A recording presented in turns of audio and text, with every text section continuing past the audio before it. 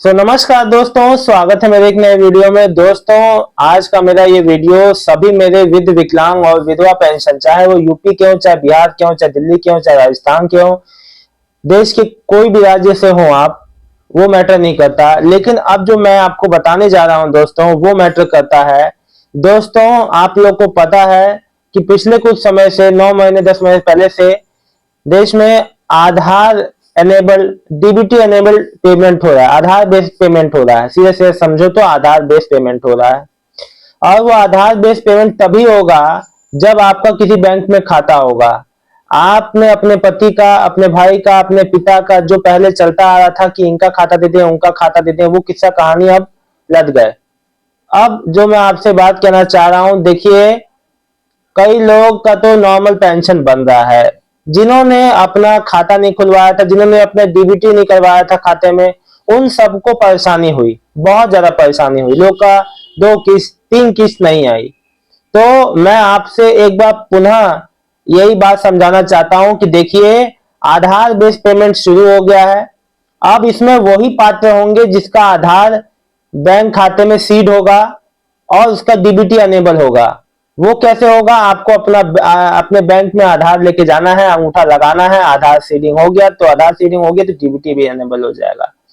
अगर आप ये नहीं कराते हैं तो जिस बैंक में आपकी पेंशन आ रही थी, आपके पति, आपके पिता, आपके भाई, वो पेंशन आना बंद हो जाएगी, क्योंकि अब आपका डीबीटी बेस्ड पेमेंट है। इससे जो जो मतलब कि जितना भी पेंशन में घालमेल हो रहा था, जो भी सही लोग तक पेंशन नहीं पहुंच पा रही थी, उस वजह से ये सब जो करना पड़ा है गवर्नमेंट को, बहुत अच्छी पहल है।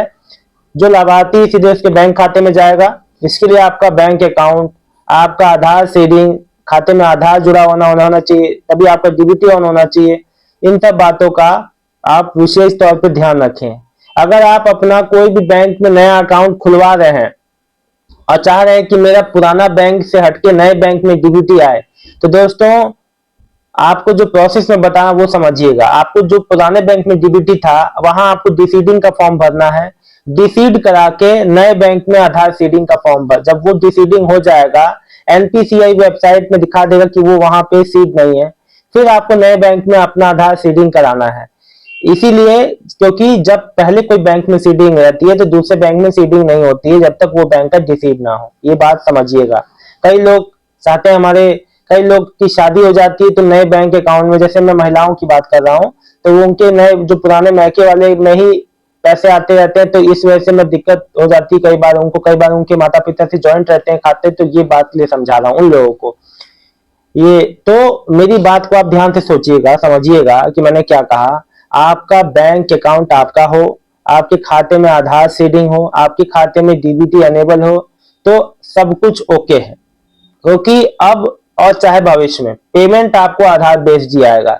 चाहे वो स्कॉलरशिप हो, चाहे वो विकलांग विधवा पेंशन हो, चाहे सरकार द्वारा कोई भी अनुदान आपको आए, वो आएगा डीबीटी के थ्रू ही। तो आपका अपना खाता होना बहुत जरूरी है और अपने खाते में हमेशा डीबीटी अनेबल होना बहुत जरूरी है। वो कैसे होगा? जब आपका आधार सीडिंग हो जाएगा। आधार सीडिंग कैसे होगा? जब अपना, और दूसरी सबसे एक और बात बता दूं, कोई भी डिटेल अपनी गलत ना भरें।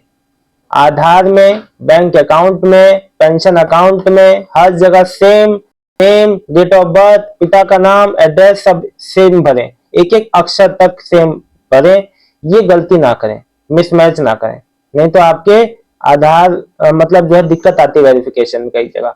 सो प्लीज मेरी कही बातों का ध्यान रखिए।